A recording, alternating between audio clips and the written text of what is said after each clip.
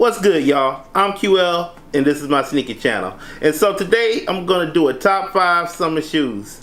I've seen a lot of YouTubers and they putting up different variations of top 5 shoes for the summer, spring, and I really break it down to 3 different areas that are important to me. 1, comfort. 2, ease of putting on and being able to get out of the house, because it's summertime, you got things to do. And the 3rd thing for me is going to be what you can flex with. When I say flex, I'm talking about different things you can throw on with it. So some of the shoes that I'm going to show you might not be in the colorways that are most flexy, but they're going to be the models in which you're going to want to look for, especially for the big man, because I'm always catering to the big man. If you haven't subscribed, then go ahead and subscribe. If you've already subscribed, then go ahead and like. If you've already liked and you've already subscribed, then go ahead and share that thing with your people. Let's build up the fam. So if you want me to do it all white, because I was going to do it all white and I thought about doing that, go ahead and drop that comment down below. And without further ado, let's go ahead and get into my top 5 for the summer. For my first shoe, I decided to bring out the City Sock. This one happens to be the one with the gum bottoms, but you could really not go wrong with anyone, whether you're going with version 1 or version 2. For me, I like the version 1. I like just being able to slide my foot in and not have to worry about the split side. I don't have a problem with the double blocks of the version 1. If you are more comfortable with the version 2, then go ahead and do what you do. It's not a problem. This is going to have the breathability. The comfort is there because you got the boost technology. Like I said before, it doesn't have any laces, so you don't have to tie it up. You can just slide it on and be out there. But this is my number 5 shoe. For my number 4 shoe, I'm going with the EQT 73 13 16, whichever one this is. I have the white ones, it's 17. This is going to be another one of those shoes that you're going to have to tie these up, but they're easy to slip on. Again, you have the boost technology. You have additional boost on these. I'm happy to have the white ones. The white ones is going to be good to go. If I was going to do all white, this would definitely be in that category. So this is my number 4 shoe. Alright, for my number 3, I'm going to go with the Ultra Flyknit Air Max 1s. I messed this name up. Matter of fact, let's do this the right way. Let's reach back here and grab the box. The Nike Air Max 1 Ultra Flyknit. You can get it in multiple colorways. Retail is $160, but I promise you can get these for the low right now. I'm gonna post a link for these. You definitely could probably still get these from Nike or multiple retailers for the low. It has more of that breathability that I'm looking for. It definitely has the comfort of the Nike Air 1.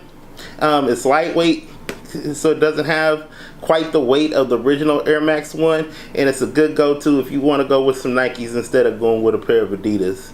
And this is the shoe for number 3. For my number 2 shoe, we back at it with Nike again with the Nike Vapor Max.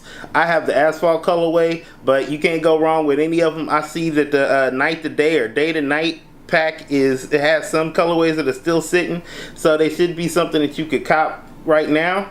If I see a link for any sites that have a nice selection as far as size wise, I'll go ahead and drop those down in the description. This shoe will grow on you. Again, it has the Flyknit material, which gives you that breathability across through the top, and it's going to be easy to slide on. I have mine tied up, but you can't wear them untied, but once you tie them up, you still should be able to just slip your foot in. Another thing that's important to me with all of these shoes is all of these shoes are shoes that I could also wear without socks if I just really felt like it. And I'm subject to do that in the summertime just because they're all kind of cloth material as opposed to leather, so I could easily wash them, deodorize them, and bring them back to the way that they're supposed to be. But this is the shoe that I'm recommending as my number 2. Before we get to my number one, I wanted to go with the Hypebeast shoe, the honorable mention. I didn't put this in my top 5 because this isn't something that everybody has. I know there's an increase of people who have Yeezys, but I wanted to try to make sure that I put as many shoes that people will be able to readily have access to or get something similar to. Something similar to this would be those tubular shadows from Adidas. I've seen them, I've had them in hand. They're not, as far as comfort, I don't know that the tubular is going to be as comfortable, but I have a pair of tubulars and I'm satisfied with the comfort on those. The breathability on these is second to none. I go sockless with these too, but this is the honorable mention. For my number one, we're going to go with the Ultra Boost.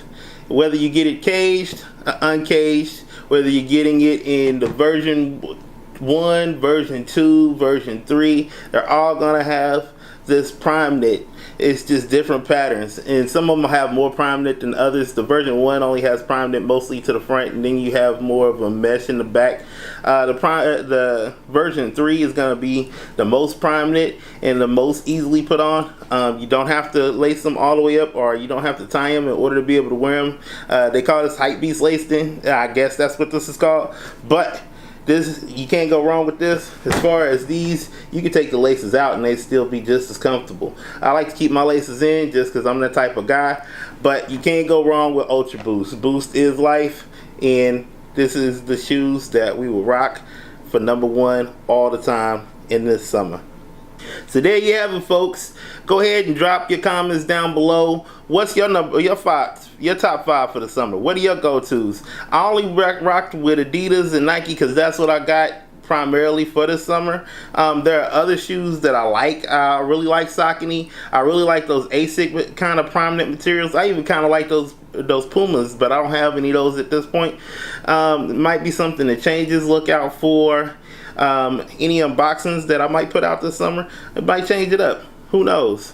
But if you love it, go ahead and like that button. If you hate it, go ahead and dislike it. I hope you don't hate it, because I'm doing this for the culture.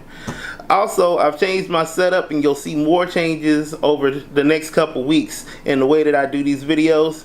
I have this background. Instead of giving you the portrait with the frog, I decided to change it up, make it look more like the sneakers, because it's a sneaker channel. Go ahead and drop down below whether or not you like this setup. If you want to follow me on social media, you can follow me as QL Holla on Twitter. You can follow me as Metro63 on both the Snupps app and IG. And if you want to try to get at me on Facebook, I'm QL Holland. If you want to get into that sneaker group that I talk about all the time, it's for sneakerheads only. Until next time, Metro to the sky, QL till I die. Peace.